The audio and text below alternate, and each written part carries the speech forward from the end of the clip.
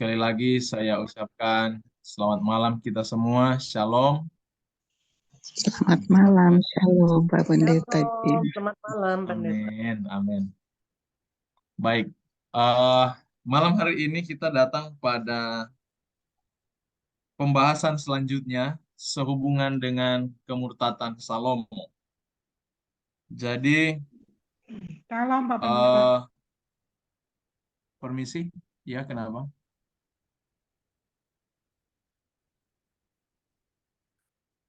Jadi pembahasan kita sehubungan dengan kemurtatan Salomo. Di dalam pembahasan kita pekan yang lalu, pada minggu yang lalu, kita bahas mengenai kemegahan dan juga segala penghasilan Salomo. Dia punya kemasyhuran, ya. Dan kita sudah lihat banyak hal di sana. Dan apa yang menyebabkan Salomo mengalami kemunduran. Kita masih dalam 2 Tawarik pasal 9. Kalau saudara perhatikan dalam 2 Tawarik pasal 9, ada 3 perikop yang muncul di sana. Yang pertama mengenai kunjungan Ratu Negeri Sheba, penghasilan Salomo dan kekayaannya, itu yang sudah kita bahas. Dan dia langsung lompat ke Salomo mati. Nah, kita tahu bahwa kitab Tawarik ini dia tidak sepenuhnya dia menggambarkan cerita apa ini cerita pengulangan seperti yang lalu saya sudah pernah sampaikan. Kalau di zaman sekarang ini kisah cerita mengenai akhir zaman itu dituliskan melalui kitab Wahyu. Tetapi kalau di zaman dulu kitab Wahyu mereka itu kitab Tawarik di zaman Israel dulu. Mereka mempelajari kitab Tawarik sehubungan dengan perjanjian-perjanjian, dilihat dari keturunan-keturunan, mereka hitung. Makanya tidak heran saudara, ketika saudara baca kitab Matius yang lebih dahulu yang disajikan adalah masalah keturunan. Karena itu yang dirindukan orang Israel, melihat kegenapan keturunan itu dari perjanjian yang sudah Tuhan berikan kepada Abraham. Nah, di dalam kitab Tawarik, karena bentuknya seperti itu, makanya cara penyajiannya dia tidak masuk pada detail, karena namanya dia satu buku, penulisan itu selalu bergantung kepada konteks. Bergantung kepada konteks. Dia sementara bahas apa dalam cerita itu. Nah, untuk kita lihat lebih jelas, kita mundur lagi di dalam kitab 1 Raja-Raja pasal 10. Ratu Sheba, ratu dari negeri Sheba. Jadi ratu ini namanya bukan Sheba. Banyak orang salah mengerti. Mereka berpikir ini Ratu Sheba, namanya yang Sheba. Tidak. Ratu ini tidak ada namanya, disebutkan namanya di sini tidak ada. Tetapi hanya disebutkan dia ratu dari negeri Sheba. Negeri Sheba itu yang daerah Afrika. Dan makanya itu yang kemarin saya sudah sindir sedikit. Mengapa sida-sida Ethiopia giat belajar Alkitab, memenuhi nubuatan itu, dan Tuhan mengirimkan Filipus untuk menjelaskan kepada mereka sehubungan dengan kitab-kitab yang mereka buka, dalam hal ini kitab Yesaya. Mereka sudah pelajari itu karena cerita-cerita nenek moyang mereka yang pada dasarnya di dalam cerita Ratu dari Sheba ini, sehubungan dengan perjanjian ini. Nah, coba kita masuk di dalam cerita selanjutnya. Di ayat yang ke-14 masuk cerita mengenai penghasilan Salomo yang kita sudah sentil yang waktu lalu, sehubungan dengan kejayaan Salomo. Di ayat 14, dia informasinya berbunyi begini. Adapun emas yang dibawa kepada Salomo dalam 1 tahun ialah seberat 666 talenta.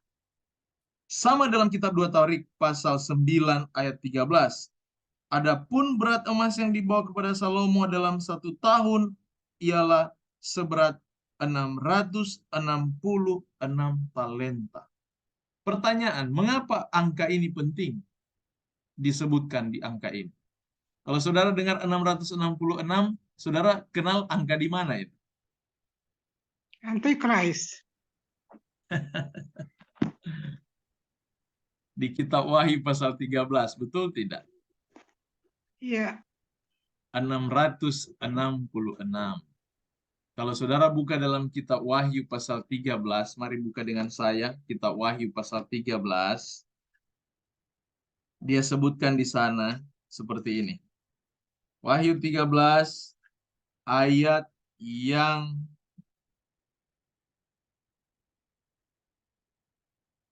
kita mulai dari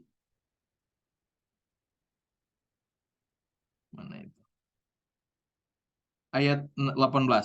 Langsung ke ayat 18. Yang penting di sini ialah hikmat. Barang siapa yang bijaksana, baiklah ia menghitung bilangan binatang itu, karena bilangan itu adalah bilangan seorang manusia. Itu bukan bilangan atau angka setan. Dia bilang itu bilangan seorang manusia. Dan bilangannya ialah 666. Ada dalam segi penafsiran yang lain. Sehubungan dengan 666. Kalau di dalam Alkitab, angka itu penting. Dan dia punya makna. Contoh, angka 7. Apa yang saudara tahu mengenai angka 7? Angka apa itu angka 7? Angka Ada yang bisa sempurna. kasih? Angka kerajaan Allah. Angka sempurna. Mengapa disebut angka sempurna? Mengapa disebut angka kerajaan Allah? Dari Karena mana Tuhan- kita, ya? Tuhan bekerja selama 7 hari. Menciptakan manusia dan 6 bumi. hari, tapi dia beristirahatnya hari ke-7. Dasar semua angka 7 itu didasarkan dalam kitab Kejadian. Ya. Jadi terima kasih untuk jawabannya Ibu Putri, Ibu Honi, dan juga Pak John, Pak Dokter. Benar itu jawabannya. Jadi angka ini, angka 6, angka 7, itu terlebih angka 7 dan 6 ini, itu berlandaskan dari kitab Kejadian. Mengapa? Di dalam angka 7 ini, contoh kalau kita ambil angka 7. Di sana diinformasikan pada hari ke-7, Allah tidak melakukan apa-apa, tetapi dia berhenti, dia memberkati dan menguduskan. Dengan kata yang lain, kalau saudara perhatikan perjalanan orang Israel keluar dari Mesir, mereka itu dipimpin, dituntun oleh tiang awan dan tiang api, dan Tuhan informasikan kepada mereka. Di mana tiang awan atau tiang api itu berhenti, engkau pun harus berhenti. Dan saudara tahu kalau mereka berhenti, mereka buat apa? Mereka buat Ka'bah dan mereka mengadakan penyembahan. Mengapa? Kenapa waktu berjalan tidak boleh melakukan penyembahan? Kan itu Allah. Selama perjalanan mereka tidak melakukan penyembahan. Mereka berjalan dengan tiang itu. Allah, Tuhan yang ada di tengah itu. Tiang awan, tiang api itu. Tapi begitu dia berhenti, mereka harus bangun Ka'bah dan melakukan penyembahan. Mengapa? Karena pernyataan Allah berhenti itu adalah pernyataan di mana hadiratnya berada. Ketika dia berhenti, dia menyatakan di sini tahtaku, di sini hadiratku. Makanya ketika datang di penciptaan hari ke-7, ungkapan Alkitab menyatakan dia berhenti, dia menguduskan, memberkati. Dia sementara menyatakan di mana hari itu adalah hari di mana hadirat Allah berada. Makanya angka 7 menjadi angka kesempurnaan karena angka itu dihitung dari perhitungan hari penciptaan, di situ tahta Allah, di situ hadirat Allah. Makanya di dalam cara melihat angka di dalam Alkitab untuk menyatakan itu angka sempurna, dasarnya dari sana. Angka 7. Mengapa 6 menjadi angka manusia? Karena 6 hari atau angka di mana manusia itu diciptakan. Saya mau tanya, manusia itu disebut gemilang, disebut hebat, dinilai dari hal apa? Ada enggak yang bisa kasih komentar? Kesetiaan.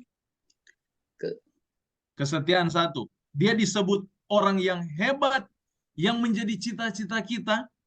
Ketika manusia itu di dalam kondisi apa kita bilang dia itu hebat dan dia sempurna? Dalam hal apa? Pertama kesetiaan, apalagi? Jujur. Jujur, Takut akan apalagi? Tuhan. Takut Tuhan. Ada lagi yang lain? Dia disebut hebat, berhasil, orang yang sempurna di dalam pandangan itu dalam hal apa kita nilai mereka? Dari segi duniawi, prestasinya Pak James. Prestasi Dari yang segi dia- duniawi prestasi. Ya, dari segi rohani, jika Tuhan berkenan kepadanya, seperti Daud. Coba kita buka di dalam saya membuat lebih sederhana. Sudah benar apa yang saudara-saudara sampaikan, tidak ada yang salah. Tapi kita buat lebih sederhana penjabarannya. Coba kita buka di dalam kitab Roma. Mari buka dengan saya kitab Roma pasal 2 ayat 10.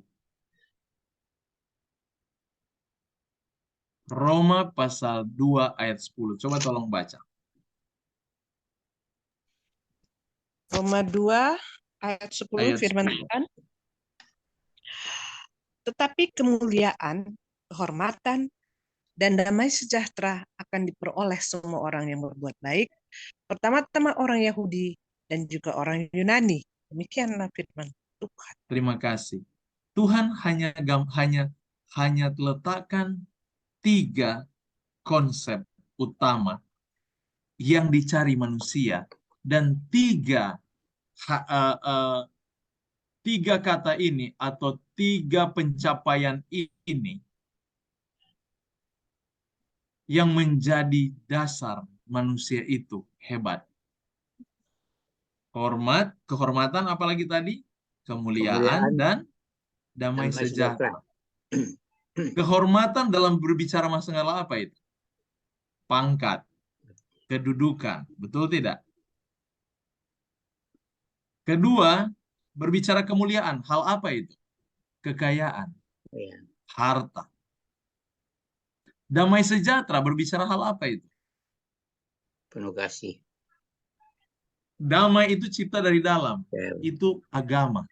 Jadi, kita itu disebut orang hebat kalau kita orang rohani, 1. Kedua, kita menjadi orang kaya, banyak uang, tidak ada yang bisa kita batasi, semua ada dalam hidup kita. Dan yang ketiga, kita punya kedudukan. 3 hal ini, kalau sudah ada sama manusia itu, dia disebut sempurna. Tidak ada yang 4. Ada enggak yang 4? Coba bilang tadi. Tadi ada bilang tadi apa?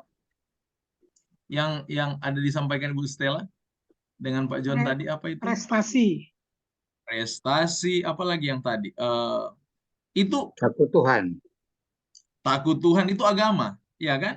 Jadi ini 3 hal ini, coba tolong perhatikan. 3 hal ini kalau ada sama manusia itu, dia disebut manusia yang sempurna. Pertama, dia orang rohani. Kedua, dia itu orang kaya. Dan ketiga, dia punya kedudukan. Kalau sudah punya 3 ini, tidak ada lagi lain yang akan dia cari. Dan ukuran standar manusia itu di 3 hal ini. Makanya jangan heran juga di dalam teologi beberapa komentar untuk angka 666 itu yang disebutkan di dalam kitab Wahyu pasal 13 tadi, dia bilang itu angka manusia. Ya, itu benar. Mengapa? Karena di dalam kesempurnaan manusia angka 6 dan kesempurnaan yang tertinggi dia mencakup 3 hal ini. Sudah rohani, sudah kaya, dan punya kedudukan. Saya mau tanya, Salomo mencapai itu atau tidak? Salomo mencapai atau Ya, tidak? Iya, Capai. iya. mencapai. Dia capai. Bayangkan dia berdiri orang ini. Selama dia belum mengalami kejatuhan ini, dia belum berpaling kepada dari Tuhan, dia orang paling sempurna di dalam hal ini. Kalau mau bilang orang rohani, dia paling rohani. Malah dia pimpin ibadah sampai Tuhan turun. Bayangkan saudara, waktu mentabiskan bait suci. Dia yang bangun. 2 kali Tuhan turun bertemu dengan dia. Yang kedua, bicara kemuliaan, kekayaan. Kaya atau tidak dia? Coba Kaya. perhatikan kitab pengkhotbah ungkapan Salomo. Tidak ada satupun yang diinginkan matanya yang tidak dapat tercapai. Bayangkan itu. Apa yang dia lihat, dia mau, dia ambil. Tidak ada yang tidak dapat dia ambil. Dan yang terakhir, kehormatan. Orang terhormat dia atau enggak? Terhormat, raja. Tapi demikian gambaran Alkitab, dan ini saudara kita harus perhatikan. Coba perhatikan bagaimana Alkitab menyusun cerita ini. Saya kagum kalau kita berani memperhatikan bagaimana Alkitab menyusun cara dia menyusun ini. Saya kagum sekali melihat sesudah di ayat 10, di pasal 10 ayat 14 dalam kitab 1 Raja-Raja. Sesudah ungkapan 666 di pasal 11 dia langsung menceritakan kejatuhan Salomo.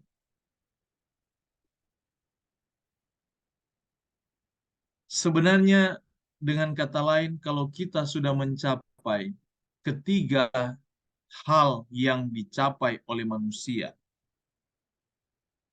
yang kita dapat disebutkan manusia yang sempurna, tanda kutip sempurnanya ya, manusia yang sukses, saya boleh gantikan bahasanya. Dan kita berhenti sampai situ, kita dalam bahaya. Harusnya kalau kita sudah sukses, kita sudah rohani, kita sudah punya kedudukan, punya kekayaan, jangan berhenti sampai situ. Kita harus duduk di perhentian Allah. Supaya kesempurnaan kita manusia lebih disempurnakan di dalam hadirat Allah. Sebenarnya bagi saya pergumulan terbesar itu bukan ketika kita jadi miskin. Pergumulan terbesar manusia ketika dia jadi kaya.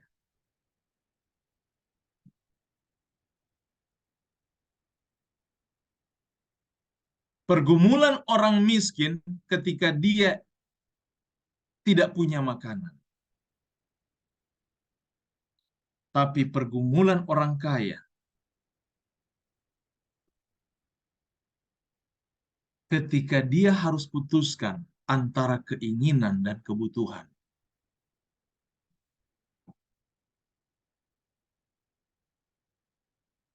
Di dalam cerita ini, sesudah peristiwa Salomo, hartanya dipaparkan dengan angka 666. Yang sebenarnya itu menjadi titik tolak bagi para teolog ketika mereka melihat peristiwa ini. Ada beberapa komentar yang saya perhatikan sehubungan dengan 666 ini dan merujuk kepada kejatuhannya. Di dalam hal ini, Salomo ketika mencapai ketiga hal ini, yaitu kehormatan, kerohanian, dan juga kekayaan, dia bukan berhenti di hadirat Allah dan belajar di kaki Tuhan. Tetapi di pasal 11 informasinya mulai berbeda. Coba perhatikan informasinya. Adapun Raja Salomo mencintai banyak perempuan asing.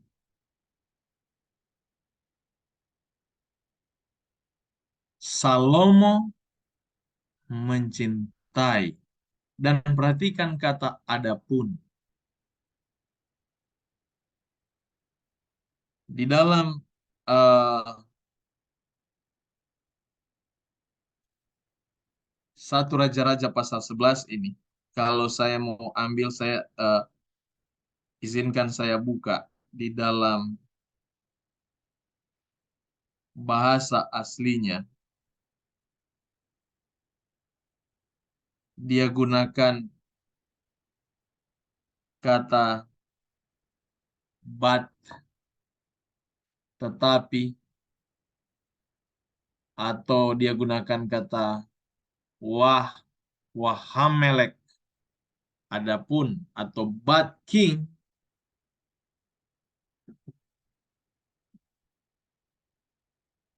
Dia sementara memindahkan satu informasi yang lain. Yang sebenarnya informasi ini, seandainya informasi ini berbentuk, namun Salomo tetap setia, itu enak kedengarannya.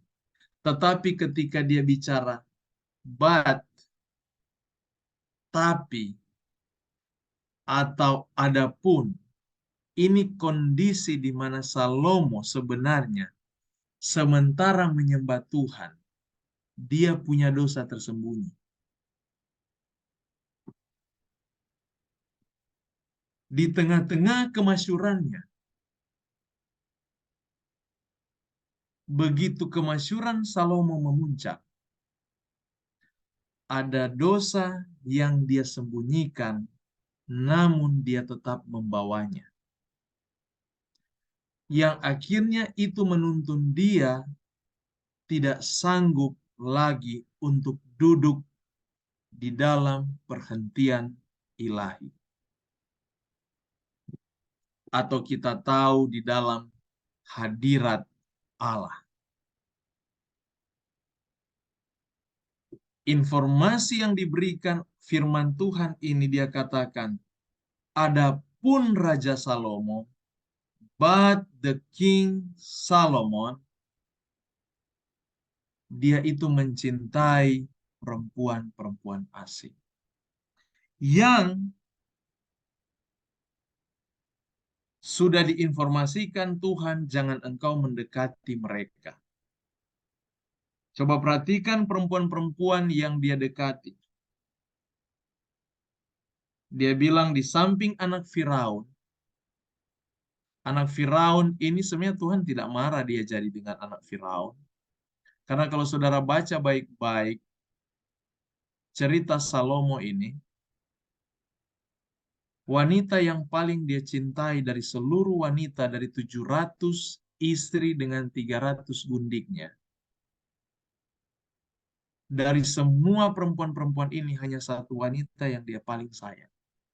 Itulah wanita anak Firaun, Raja Mesir.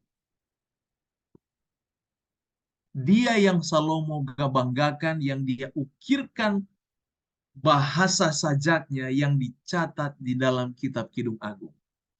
Yang akhirnya ungkapan atau sajak yang dia gambarkan itu, yang dibawa Roh Kudus juga menggambarkan sajak yang bisa melukiskan atau menjadi simbol terhadap Yesus sendiri. Hubungan antara Yesus dan umat. Saudara bayangkan. Makanya tidak heran Alkitab cara mencatatnya bagi di samping anak Firaun. Karena memang istri pertama yang dia ambil adalah Firaun ini, anak Firaun. Ia mencintai perempuan Moab, Amon, Edom, Sidon, dan Het. Anak-anak Kanaan yang Tuhan larang jangan kamu bergaul dengan mereka. Makanya dalam ayat 2 dia bilang, padahal tentang bangsa-bangsa itu Tuhan telah berfirman kepada orang Israel, jangan kamu bergaul dengan mereka. Dan mereka pun jangan bergaul dengan kamu, sebab sesungguhnya mereka akan mencondongkan hatimu kepada Allah, Allah mereka. Saudara perhatikan kata mencondongkan.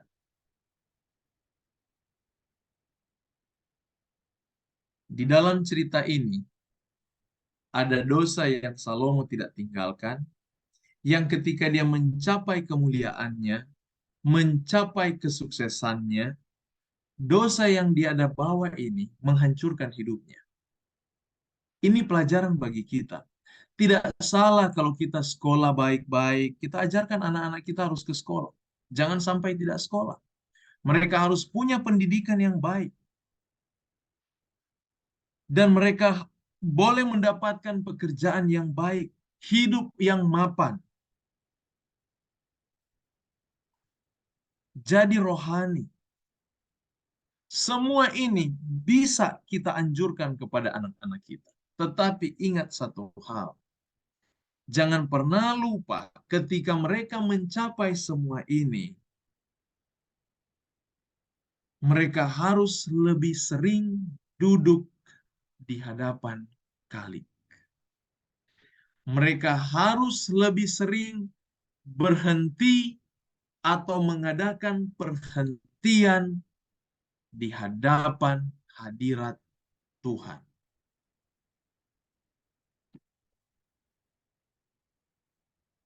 Jangan kita merasa puas kita sudah menjadi seorang rohaniawan. Saya sudah punya mobil, saya sudah punya rumah, saya punya uang miliaran rupiah, dan saya sudah punya kedudukan, baik kedudukan di kantor, di pemerintahan, maupun ada di kedudukan di gereja. Dan saudara sudah anggap itu sudah cukup dan saudara selesai. Tidak. Kalau kita sudah mencapai semua itu, ingat satu hal, harus lebih sering kita duduk secara pribadi di hadapan Khalik. Mengadakan meditasi.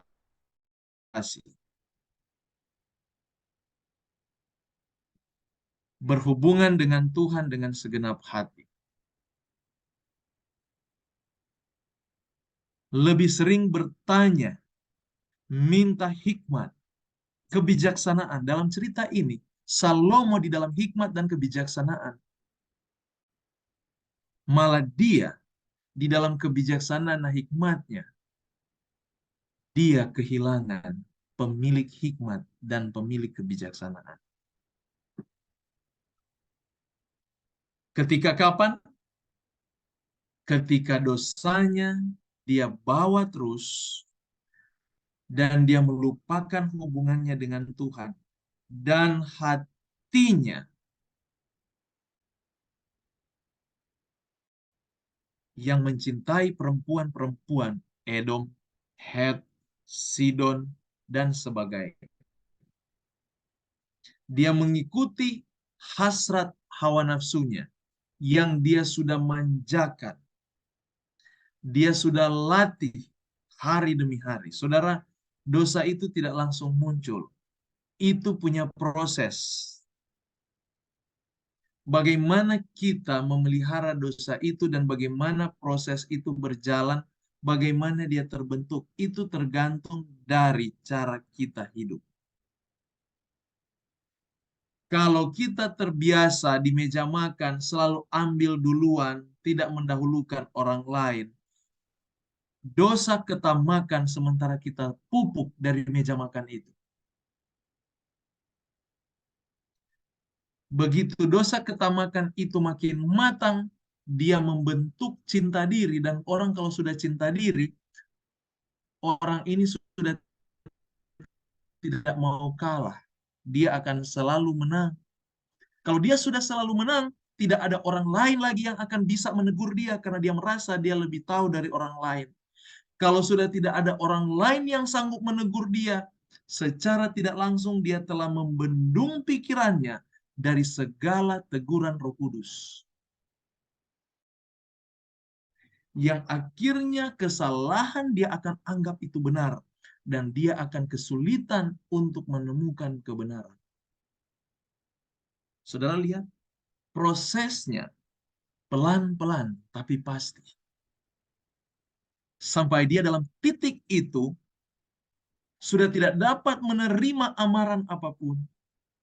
Di sini yang Yesus katakan, dia sudah mendukakan Roh Kudus dan sulit untuk diampuni. Karena kenapa? Roh Kudus pun dia tahan. Roh Kudus tidak bicara secara langsung. Dia bisa menggunakan orang-orang tertentu untuk menegur kesalahan. Dia mencapai di dalam titik itu. Puji Tuhan dia ada cepat sadar. Dan ungkapan kesadarannya itu dia utarakan dalam kitab Pengkhotbah.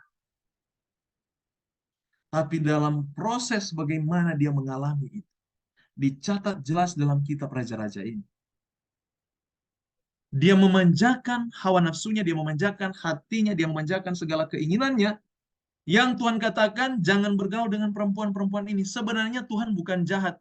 Namanya orang Sidon, orang Het, itu kan ciptaan Tuhan. Amin. Betul tidak? Saya mau tanya, penyembah-penyembah berhala di luar sana yang sementara menyembah patung, apakah mereka ciptaan Tuhan atau bukan? Ya, ciptaan Tuhan. Sekarang pertanyaan kedua, kenapa Tuhan larang kita bergaul dengan mereka? Apakah Tuhan membatasi atau Tuhan benci dengan mereka? Enggak juga. Pelihara kekudusan ya. Nah, mereka penyembah berhala. Yang itu yang Tuhan benci. Jadi masalahnya bukan Tuhan membenci manusianya. Tetapi Tuhan tidak mau umatnya dipengaruhi oleh ajaran-ajaran mereka. Itu yang Tuhan tidak mau. Karena ajaran-ajaran mereka, informasi Alkitab dia katakan, ini Tuhan alasan mengapa Tuhan larang. Sesungguhnya mereka akan mencondongkan hatimu kepada apa? Allah-Allah mereka. Ilah-ilah mereka. Penyembahan berhala ya. Saya mau tanya, Salomo orang rohani atau tidak? Sangat rohani. Oh, orang rohani. Berhikmat Bangun atau bait tidak? Allah. Sangat berhikmat. Berhikmat. Saudara perhatikan Super. apa yang Tuhan informasikan ke dia. Sehebat-hebatnya engkau berhikmat, sehebat-hebatnya engkau rohani. Ingat, jangan pandang remeh dengan ajaran-ajaran di luar. Karena ajaran agama itu, dia akan menciptakan satu ideologi berpikir yang membuat pikiran kita mungkin akan membentuk apa yang disebut dengan kompromi. Kompromi yang kecil-kecil saja.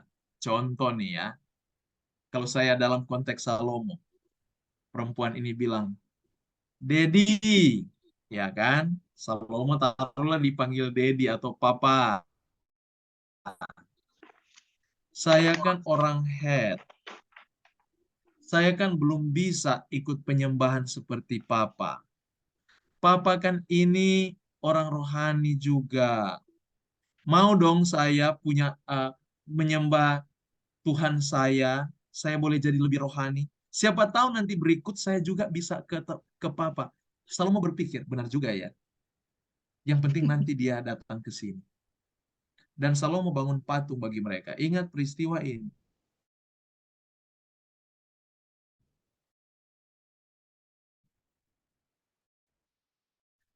Salomo membangun kuil-kuil, hal-hal kecil. Tetapi akhirnya begitu dia mengikuti keinginan-keinginan istrinya ini. Ini yang dimaksudkan Tuhan. Hatimu akan dicondongkan ke sana. Saudara lihat.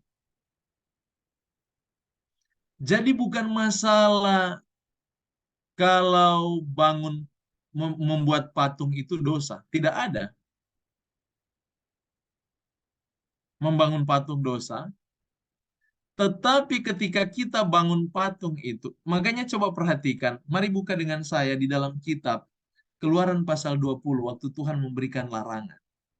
Tolong baca Keluaran pasal 20 ayat yang keempat. Coba tolong baca. Keluaran pasal 20 ayat yang keempat. Jangan membuat bagimu patung yang menyerupai apapun yang ada di langit di atas, atau yang ada di bumi di bawah, atau yang ada di dalam air di bawah bumi. Demikianlah firman. Coba ayat 5 lagi. Jangan sujud menyembah kepadanya atau beribadah kepadanya, sebab aku, Tuhan Allahmu, adalah Allah yang cemburu, yang membalaskan kesalahan bapa kepada anak-anaknya, pada keturunan yang ketiga dan keempat dari orang-orang yang membenci aku. Demikianlah firman. Terima kasih. Ada berapa larangan di hukum kedua? Itu hukum kedua kan? Coba perhatikan ada berapa larangan di situ.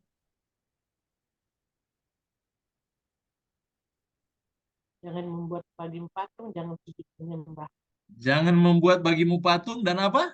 Jangan sujud Jangan menyembah. menyembah. Ada berapa larangan? Dua. Dua. Larangan pertama, jangan buat apa? Patung. Saya mau tanya, apa salahnya kalau saya seorang seniman dan saya membuat patung? Ada salah di situ? Apakah itu dosa? Tidak, selama tidak disembah. Tidak. Ini dua larangan. Dia tidak pakai selamanya dia tidak disembah. Kita sederhana. Membuat patung dosa atau tidak? Enggak sih. Tuhan bilang Menyembahnya. jangan buat patung yang menyerupai apapun.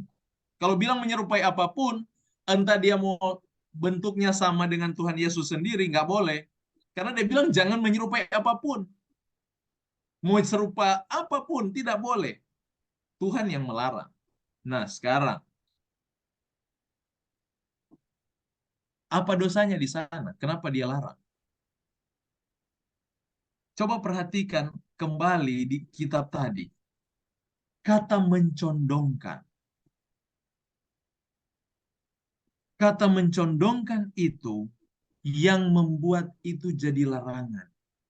Jadi patung itu tidak salah. Contoh, HP salah tidak? Kalau kita punya HP, kita datang di ilah-ilah zaman inilah. Ilah-ilah zaman ini. Kalau ilah-ilah zaman dulu itu patung. Sekarang ilah-ilah zaman ini. HP. Saya mau tanya, punya HP berdosa atau tidak? Enggak. Betul kan? Untuk komunikasi. Iya. Kapan kita punya HP dan itu jadi dosa? Iya, saat HP menghalangi kita datang kepada Tuhan. Ketika hati itu condong kepada HP. Itu yang Ibu Putri maksudkan. Iya. Ketika hati condong kepada HP, itu yang membuat dosa. Itu yang membuat kita bersalah kepada Tuhan. Kita lebih mengutamakan HP itu dari Tuhan. Punya sepatu dosa tidak? Kalau kita bentuk sepatu, kan Tuhan bilang jangan buat image, any image. Sekarang saya buat sepatu yang kayak anak-anak, ada gambar-gambarnya di depan. Kan nggak masalah itu kan. Kan nggak ada salah di sana. Tapi kalau sepatu itu mencondongkan hati kita kepada sepatu itu yang membuat kita bersalah. Jadi saudara lihat, bukan masalah dia kawin dengan mereka, karena di zaman ini, perintah ini belum menjadi, apa ya, karena diingat, sebelum zaman Salomo ada zaman hakim-hakim, dan informasi orang-orang yang hidup di zaman itu. Karena waktu udah ada penyerangan dari beberapa bangsa masuk kepada Israel, mereka untuk 10 hukum ini ada sempat hilang dari edaran. Makanya dalam informasi kitab hakim-hakim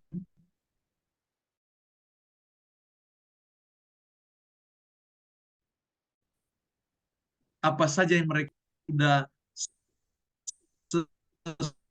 sudah raja siapa itu, dan dia temukan, kitab bantu saya.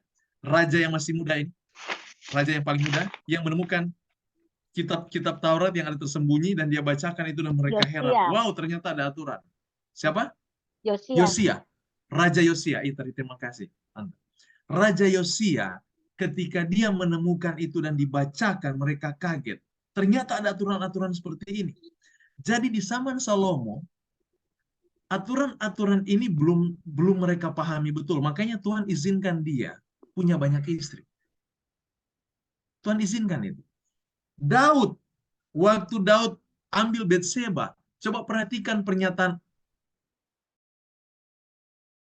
Nabi Nathan datang kepada Daud. Dia buat satu perumpamaan di mana pesta si orang miskin, dia ambil domba yang punya orang miskin ini. Sementara dia punya banyak. Itu menggambarkan Daud punya banyak istri, ada gundiknya, kok bisa ambil punya si Uria yang satu-satunya. Itu kan maksudnya. Tapi dia tidak menyinggung bahwa yang banyak istri itu salah. Tidak ada ungkapan di sana. Karena mengapa? Budaya raja-raja saat itu, orang itu banyak istri, itu adalah kualitas seorang raja. Makanya dalam hal ini Tuhan diam dan tidak ada amaran yang masuk ke sana. Walaupun amaran itu sudah ada sebenarnya di kitab Taurat.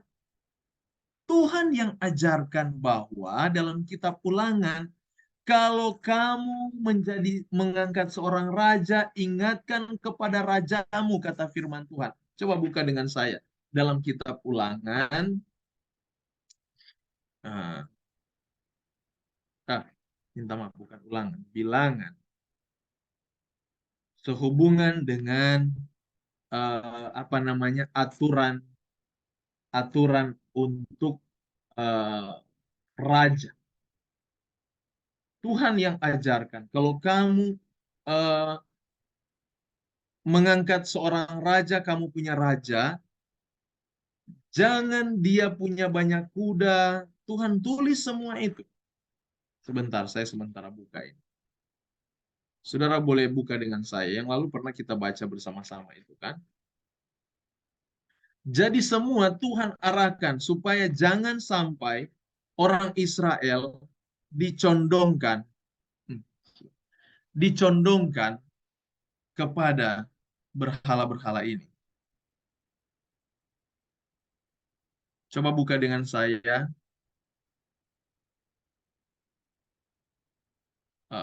di dalam kitab Ulangan pasal 17. Ulangan 17 ayat 16. Ayat 16 dan 17. Coba tolong baca. 16. Perikopnya apa di sana? Hukum tentang Hanya janganlah ia memelihara banyak kuda, dan janganlah ia hukum tentang raja. Hukum tentang raja. Hanya janganlah ia memelihara banyak kuda, dan janganlah ia mengembalikan bangsa ini ke Mesir untuk mendapat banyak kuda, sebab Tuhan telah berfirman kepadamu, janganlah sekali-kali kamu kembali melalui jalan ini lagi. Juga janganlah ia mempunyai banyak istri, supaya hatinya jangan menyimpang. Emas dan perak pun janganlah ia kumpulkan terlalu banyak. Lihat itu. Apa salahnya punya kuda? Demikian firman Tuhan. Terima kasih Ibu Putri. Saya mau tanya, apa salah dengan kuda? Kenapa Tuhan larang? Di zaman dulu, orang kalau sudah punya kuda, kalau di dalam perang, orang yang naik kuda itu dia sudah merasa dia hebat sekali. Jadi mereka dulu kalau masuk di dalam abad ke-19 ya. Dulu pertama, kalau mereka dalam perang, dia sudah punya pesawat, dia sudah punya tank, dia sudah rasa hebat itu. Tidak dapat dikalahkan. Kalau di zaman dahulu kala, sebelum ada hal-hal ini yang kita lihat di abad kita ini, mereka yang sudah punya kuda, Mereka sudah rasa hebat. Bukan masalah kuda ini yang jadi masalah, tapi perasaan hebat ini yang menjadi masalah. Karena begitu dia merasa hebat, dia akan condong melupakan Tuhan, Sang Pelindung itu. Itu masalahnya. Orang kaya salah tidak? Orang jadi kaya. Tidak. Tidak. Tetapi menjadi salah kepadanya kalau di dalam kekayaannya ini dia melupakan Tuhannya. Dia lebih mengandalkan kekayaannya. Apa Tuhan larang? Ini istilah seperti pepatah sering katakan, lebih baik sediakan payung sebelum hujan. Lebih baik siapkan payung sebelum hujan. Salomo melawan semua amaran ini. Makanya saudara perhatikan di dalam kitab Raja-Raja, salah satu kehebatan Salomo yang dicatat di sana, dia itu punya banyak kuda. Salah satu kekayaan Salomo, punya banyak kuda dan punya banyak istri. Yang Tuhan sudah catat tadi. Tetapi di masa dia tidak memperhatikan itu. Ini yang menuntun Salomo kepada kemurtatan. Ayat 4, sebab pada waktu Salomo sudah tua, istri-istrinya itu mencondongkan hatinya kepada Allah lain. Saudara bayangkan catatan Alkitab. Sebab pada waktu dia sudah apa? Sudah tua. Waktu dia muda, dia masih bisa atur istrinya. Tapi begitu dia tua, saya mau tanya orang-orang tua di sini. Bagaimana saudara menjaga cucu? Saya punya pengalaman pribadi, saya mau katakan ini. Waktu anak-anak saya masih kecil, saya tidak mau anak-anak saya itu terlalu dekat dengan orang tua. Karena mengapa? Biasanya orang kalau sudah tua, itu anak sudah nakal, dia hanya bilang, jangan Dede, jangan buat itu. Beda dengan kalau orang tua itu masih muda. Begitu dia lihat anak itu nakal, dia langsung tarik, sini. Dengar ya, dia tindakannya berbeda. Karena sudah tua, jadi biasanya orang kalau sudah tua, dia lebih condong untuk tidak mau memikirkan terlalu banyak persoalan. Tidak mau memikirkan terlalu banyak, tidak mau terlalu rumit bahasanya ya. Tidak mau terlalu rumit. Jadi dia lebih cepat, ikutin aja dah, daripada jadi persoalan. Tapi beda dengan cara berpikir orang muda. Makanya di gereja umat Tuhan yang saya cintai, orang tua jangan terlalu banyak terlibat dengan program-program orang muda. Akan ada konflik di sana. Karena cara pikir orang muda berbeda dengan cara pikir orang tua. Maksud saya begini, kalau saudara kasih amaran itu sehat. Tapi kalau terlalu jauh melibatkan diri dengan mereka, itu tidak sehat. Karena secara psikologi, secara mental, tidak akan ketemu yang semangat dengan yang lemah. Tidak akan pernah bertemu itu. Makanya kita kadang-kadang kalau sudah orang tua, kita lebih kepada menasihati. Saya bukan meremehkan orang tua, saya dibesarkan dengan orang tua. Malah saya tidur dulu, saya dibesarkan dengan oma opa saya. Saya lebih dekat dengan mereka. Tapi saya mulai melihat perbedaan bagaimana kalau orang yang masih muda dengan orang masih tua di dalam tindakan, yang sudah tua dalam tindakan, sangat berbeda. Makanya di dalam cerita ini Alkitab catat dengan mendetail. Ketika Salomo tua, dengan muda istri-istri ini mencondong hatinya. Karena kenapa? Dia sudah tidak mau berpikir terlalu panjang, persoalan terlalu panjang. Coba saja lihat saudara di khotbah. Saya saja tidak tahu di sini. Ada sudah umat-umat Tuhan di sini yang sudah umur di atas rata-rata, yang sudah lansia, lanjut usia ya. Pada umumnya tidak akan mampu mencerna satu pelajaran firman terlalu panjang. Mereka ngantuk, tidur. Betul tidak? Pada umumnya itu. Saya Betul. tidak bilang. Iya, Pada umumnya. umumnya Ya, begitu. iya. Makanya tidak heran setiap kali di dalam tindakan, dia akan lebih mudah, sudah buat aja itu daripada jadi persoalan. Dia nggak mau lagi mikir panjang, capek, lelah. Tujuh. Makanya benar apa yang difirmankan, Salomo dikuasai istrinya pada waktu tua. Dan saya kasih tahu, saudara pikir istri-istri ini seumur dengan Salomo? Tidak, jauh di bawah Salomo. Mereka ini masih produktif, sebagian besar. Ini 700 istri. Makanya mereka condongkan hatinya untuk persoalan-persoalan keagamaan. Dan di sini cikal bakal Salomo jatuh. Saudara lihat? Makanya umat Tuhan saya katakan di sini. Jangan memandang kita sudah tua dan kita merasa pesimis. Tidak. Seandainya Salomo tetap berfondasikan hidupnya kepada Tuhan, dia memperhentikan hidupnya kepada Tuhan, dia akan punya kuasa di dalam menyatakan tidak adalah tidak. Dan itu perlu dilatih sejak masih muda.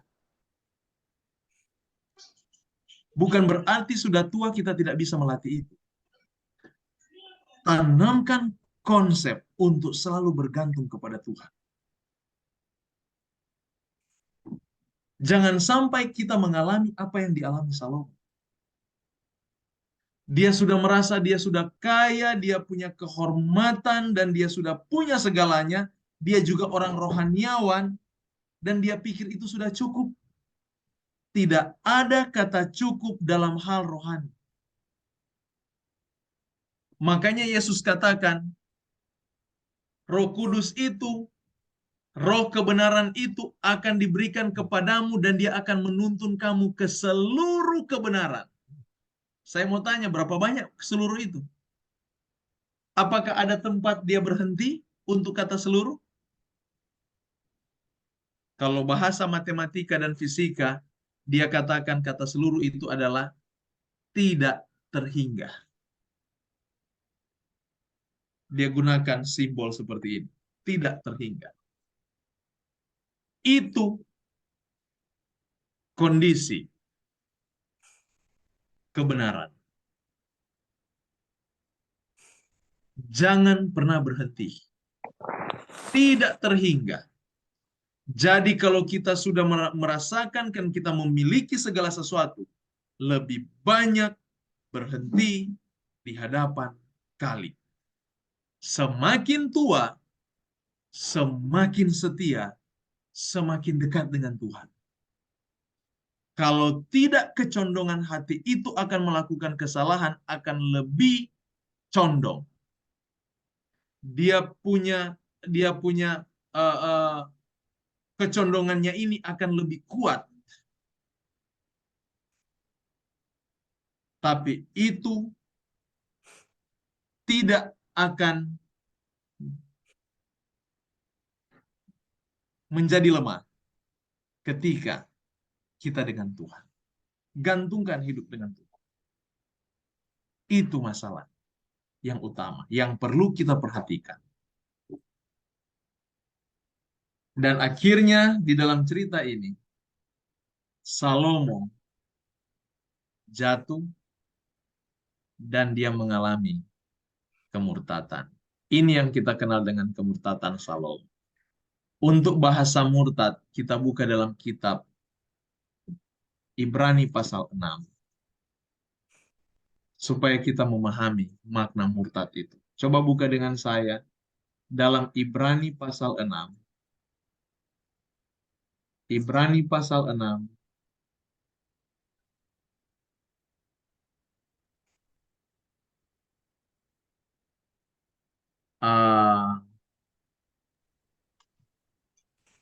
Ayat Kita mulai dari ayat yang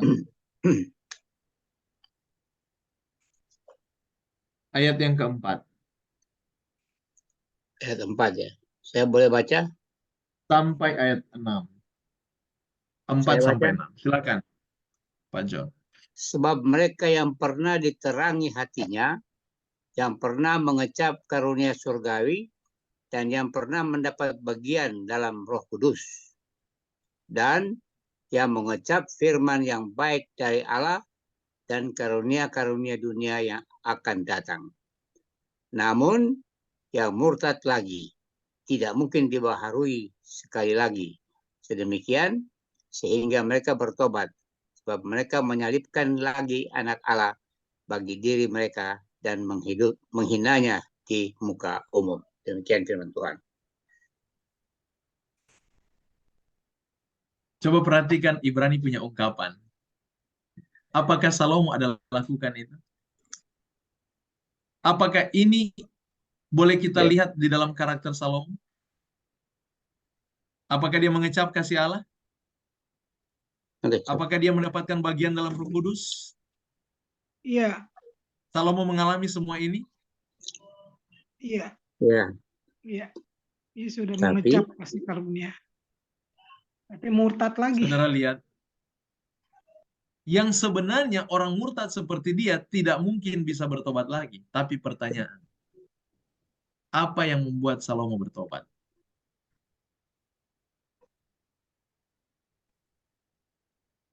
dia sudah tua. Kan? Ungkapan ini jelas. Tidak mungkin orang yang sudah mengalami kemurtatan demikian, meninggalkan Tuhan, mengingkari perjanjian, dia bisa bertobat sekali lagi. Kita boleh katakan itu adalah kasih karunia Tuhan untuk kembali. Amin. Ya. Tapi coba kita perhatikan dalam kitab Pengkhotbah, ungkapan-ungkapan Salomo. Apa yang membuat dia akhirnya dia sadar? Coba perhatikan dari pasal 1 sampai pasal 12 dari kitab Pengkhotbah. Saudara perhatikan kata kunci pada umumnya dari cerita Pengkhotbah ini. Apa yang ditekankan Salomo? Segala sesuatu sia-sia. Kata kuncinya, Segala semua. sesuatu sia-sia. Dia katakan memiliki hikmat Allah, memiliki kepintaran, memiliki kekayaan, memiliki kehormatan.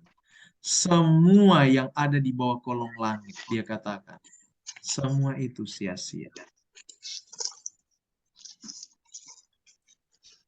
Dia sadari itu sepenuhnya. Jadi yang menuntun hati Salomo bisa kembali lagi kepada Tuhan ketika dia berada di dalam titik kosong.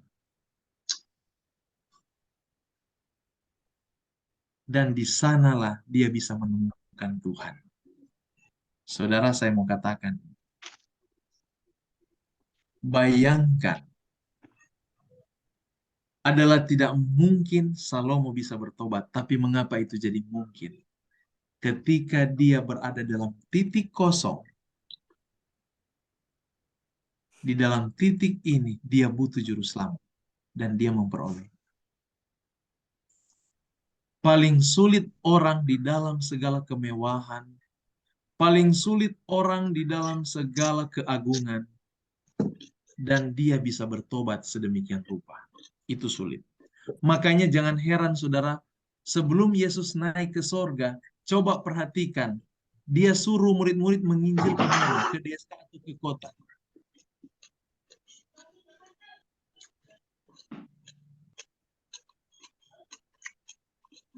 Yesus waktu sebelum naik ke sorga, dia suruh murid-murid menginjil kemana? Ke desa atau ke kota? Pergilah engkau ke Yerusalem. Buka dalam kitab Kisah Para Rasul. Habis Yerusalem apa? Samaria, Yudea, Samaria, dan Yudea, ujung bumi. Saya mau ujung tanya, bumi. mulai Yerusalem, Samaria, Yudea, itu desa atau kota? Kota. Desa. Itu kota-kota yang ada di Timur Tengah di saat itu. Mengapa penginjilan Tuhan arahkan ke kota didahulukan? Ada apa di kota? Orang miskin atau orang kaya paling banyak di kota? Saya mau tanya, presentasi di Jakarta ini, orang miskin atau orang kaya? Kaya. Orang kaya. Saudara lihat, pertanyaan, mengapa penginjilan Tuhan arahkan untuk orang-orang kaya? Karena masalah ini. Kalau mereka sudah mencapai kejayaan, sulit bagi mereka untuk mengosongkan diri mereka dalam kondisi lemah, rendah. Sulit. Salomo berhasil, akhirnya dia bisa ada pertobatan karena kondisi ini yang dia temukan. Dengan kata lain, umat Tuhan yang saya kasihi, sesombong-sombongnya orang itu, kalau kita sanggup membawa dia ke dalam kerendahan, di dalam doa kita bawa dia untuk menerima bahwa dia itu tidak ada apa-apanya. Menerima di mana dia harus membutuhkan seorang juru selamat. Di situ kuasa pertobatan. Orang yang sulit bertobat ketika dia merasa dia tidak membutuhkan juru selamat. Tidak perlu ada penolong.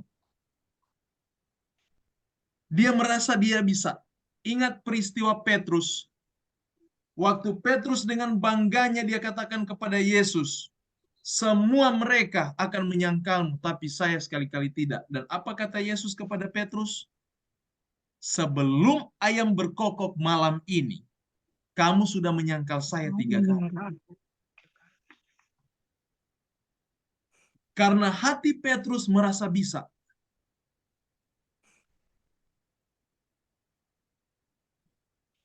Dia harus dalam kondisi kosong. Dia harus berada di dalam kondisi dia membutuhkan juru selamat. Makanya Petrus ketika dia sadari, dia sudah menyangkal Yesus 3 kali. Di sini dia berbalik dan dia lari pergi ke Getsemani, di mana Yesus berdoa. Di sini dia kosongkan hidupnya. Peristiwa itu nampak ketika Yesus di Galilea. Yohanes katakan, itu suara Yesus. Orang dahulu terjun ke air dan menemui Yesus adalah Petrus. Mengapa? Perasaan bersalah. Di sini dia rasa dia kosong. Umat Tuhan yang saya kasih, pertobatan yang bisa kita capai hanya dengan mengosongkan hati kita. Dengan kata lain, mengosongkan bukan berarti kita tidak berpikir sama sekali.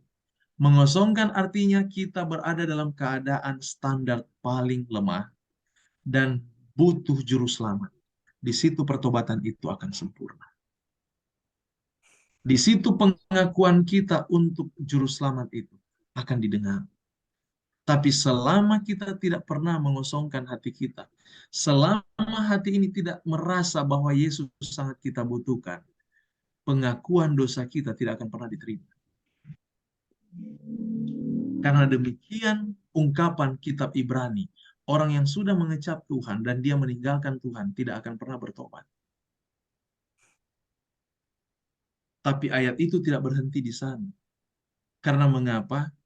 Di dalam konteks keseluruhan cerita itu adalah menceritakan mengenai anugerah Allah. Alkitab ini menceritakan anugerah Allah yang sanggup menyelamatkan orang walaupun dalam keadaan, dalam tanda kutip, mungkin tidak dapat diselamatkan. Tapi bagi Allah tidak satupun yang mustahil. Kalau orang itu mengambil keputusan, dia membutuhkan juru selamat. Tuhan, saya ingin berubah. Tuhan, I'm give up. I cannot do anything. Saya tidak dapat lakukan apa-apa, Tuhan. Di situ kuasa pertobatan itu berjalan. Biarlah dalam cerita pertobatan maupun kemurtatan Salomo. Itu boleh menjadi pengalaman pribadi kita, pengalaman kekristenan kita ke depan. Untuk selalu bergantung kepada Yesus. Setiap saat kosongkan hidup kita untuk Kristus. Buat tempat perhentian bagi Kristus. Hari ini sampai selamanya. Amin. Saya lihat di sini kita masih ada 10 menit. Saya hanya minta 3 pertanyaan ataupun jawab tambahan dan juga sanggahan. Saya persilakan. Saya hanya Boleh minta saya 3 lihat waktunya. Ayo silakan Pak John. boleh saya bertanya sedikit, satu aja Pak Pendeta. Ya silakan Pak John. Eh, ini hanya mengenai angka-angka aja ini. Angka 666 tadi sudah dijelaskan oleh Pak Pendeta ini. Tetapi di 2 Tawarikh 9 ini di ayat 13 disebutkan, adapun berat emas yang dibawa kepada Salomo dalam 1 tahun ialah seberat 666 talenta. Nah, ini ayatnya ini dia ambil itu acuannya dari mana tuh 666 itu? Apa sudah peraturan dia ya? Kamu sekalian bawa ini ya, 666. Nah, kalau 666 itu kan sama dengan 1 talenta kan 34 kilogram. Nah, kalau 666 itu kalau 3 kali 34 aja itu 1 tahun dan 22 ton lah emasnya itu. Tapi bukan itu yang saya masalahkan. Yang saya itu angka ini didapat dari mana ini ya? Apa perintahnya dia atau sudah sebelum-sebelumnya jauh? Dan kita jangan libatkan dengan angka-angka yang 666 dengan yang lain. Itu aja dulu Pak Pendeta. Terima kasih. Terima kasih Pak John.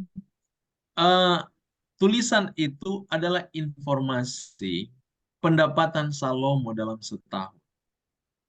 Sama dengan kita kalau di gereja atau di perusahaan setiap akhir tahun ada rekap keuangan, audit keuangan. Berapa pendapatan kita setahun sekian. Demikian itu dilakukan oleh para pegawai Salomo. Ingat di dalam pasal ini ayat sebelumnya itu menceritakan mengenai bagaimana Ratu dari Sheba kagum dengan pegawai-pegawai Salomo. Orang-orang yang beraturan. Makanya tidak heran ketika masuk di ayat tadi, ayat 14 itu, ayat 13 di dalam. Masuk di ayat itu, dia menceritakan bagaimana keteraturan para pegawainya memberikan laporan. Sehingga laporan itu jelas dia lakukan bahwa pendapatan mereka dalam 1 tahun untuk Raja Salomo sebesar 666 talenta.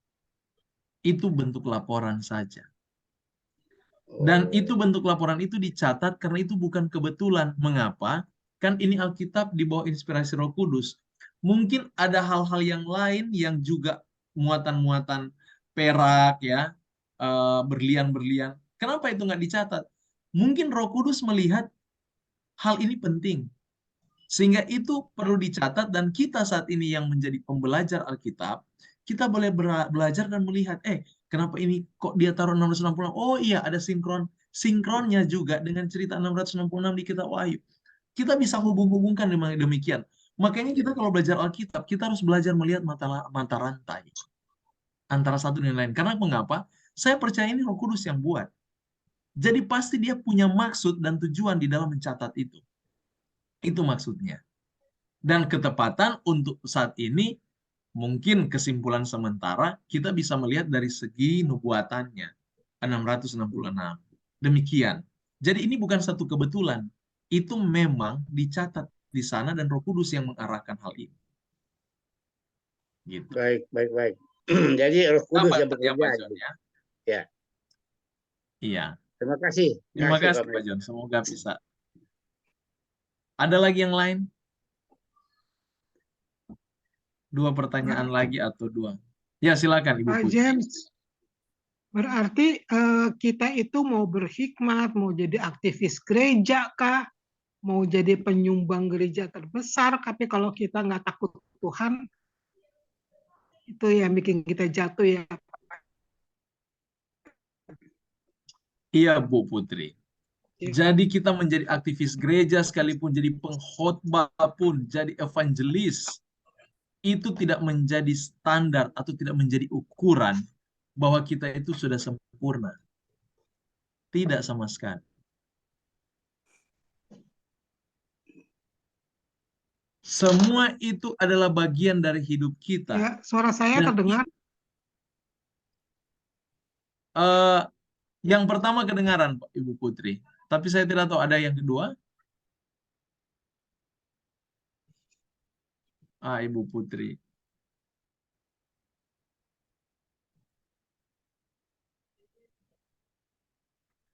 Bagaimana tadi Bu Putri?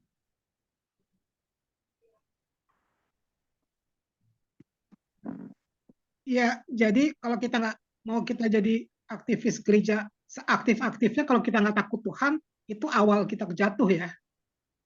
Iya. Kalau kita tidak punya roh penurutan, arti takut Tuhan itu roh penurutan. Kita bukan bilang takut Tuhan, wah takut Tuhan. Bukan itu. Setan juga lakukan itu, saudara. Yang maksud takut Tuhan adalah memiliki roh penurutan. Orang Manado bilang dengar-dengaran. Suka mendengar. Makanya kita harus lebih sering melatih telinga kita mendengar daripada kita berbicara. Dengar dan ikut. Itu dulu yang kita lakukan. Seperti Maria. Itu arti takut Tuhan. Ya, Jadi tidak seperti selamanya, Maria, ya. Iya. Seperti Maria ya, iya Maria. Oke, terima Jadi kasih itu, Pak Jim. Ibu Putri. Tidak menjadi ukuran kita itu sudah menjadi penyumbang, sudah menjadi misioneri mungkin lagi. Tidak menjadi standar, tidak menjadi ukuran utama. Yang paling ukuran utama adalah bagaimana karakter kita di dalam penurutan. Itu dulu. Karena iman itu diukur dari situ. Pendeta mau tanya. Ya, silakan Ibu Airin. Terima kasih Ibu Putri. Mau nanya apa? Jadi pengkhotbah itu ditulis oleh Salomo pada waktu dia tua ya, sudah tua. Memang sudah tua. Jadi waktu dia jatuh sudah tua juga. Jadi jarak umurnya ini waktu dia jatuh sampai dia sadar, tidak dicatat berapa lama dia punya interval waktunya. Tetapi pengkhotbah itu dicatat di masa itu. Oh, udah tua. Makanya dia simpulkan, iya, di sudah tua itu. Hmm. Dia sadari itu. Terima kasih Pendeta. Makasih Ibu Airin. Tuhan memberkati.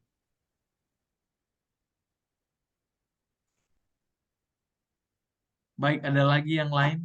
Yang terakhir, sebelum kita datang kepada doa.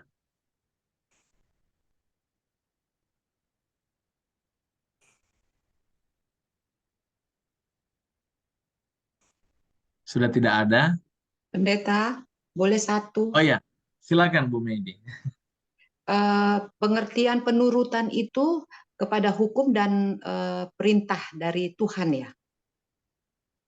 Itu saja? Iya, sudah tentu. Semuanya. Jadi makanya kalau kita belajar Alkitab, terima kasih Bu Medi pertanyaannya. Kalau kita belajar Alkitab, kalau kita belajar Alkitab, buat apa kita belajar? Yang disebut dengan teologi, theos dan logos. Theos artinya Allah, logos pengetahuan. Jadi kalau teologi adalah pengetahuan mengenai Allah. Pengetahuan mengenai Allah itu kita berbicara mengenai karakter. Jadi kalau kita belajar Alkitab, kita berteologi, kita harus belajar karakter Allah.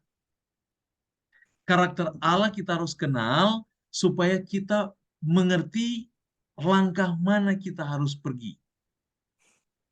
Dan di balik mengenal karakter Allah itu ada aturan-aturan yang kita kenal, yang kita sebut dengan aturan-aturan kebenaran. Setiap aturan kebenaran yang dicatat dalam Alkitab, itu kita harus kaji. Ini menuntun saya untuk lebih baik atau tidak.